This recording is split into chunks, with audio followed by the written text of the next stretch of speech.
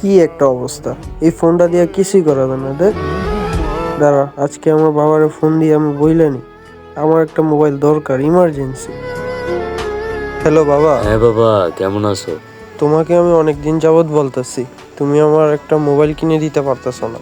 আরে বাবা শোন, তুমি জানো না, আমার এই ফোনটা নিয়ে আমি আমার বন্ধুদের সাথেও চলাফেরা করতে পারি না। তোর কোচিং ফিস আর পরীক্ষার ফিস দিয়ে তো আমি শেষ। তোকে মোবাইল ফোনটা কিভাবে কিনে দিব বাবা বল? আমি কিছু জানি না বাবা, আমার মোবাইল লাগবো মানে লাগবো। বাবা দেখ, রাগ করিস না, আমার দ্বারা এখন সম্ভব না। কিছু জানি না, আমার মোবাইল দিবা মানে দিতেই হইব, কিভাবে দিবা তা জানি তুই না। দয়া করে এমন করিস না বাবা, বাবা একটু বোঝার চেষ্টা কর। আমি কিছু বোঝার চেষ্টা করবো না, দেখ, ভাল লাগে না। দেখ, একটা মোবাইলের কথা বলছি, তাও দিতে পারে না।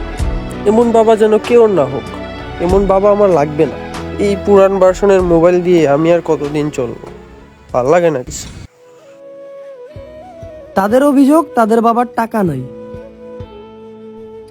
আর আমার তো বাবাই নাই।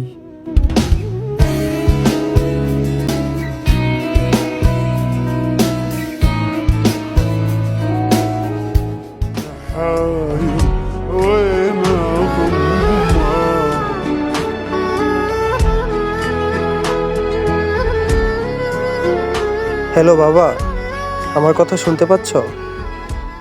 আসলে আমার না মোবাইল দরকার নেই, আমি সরি, আমাকে মাফ করে দাও বাবা। আমি কখনো আর এরকম করব না। আমি বাড়িতে আসতেছি বাবা।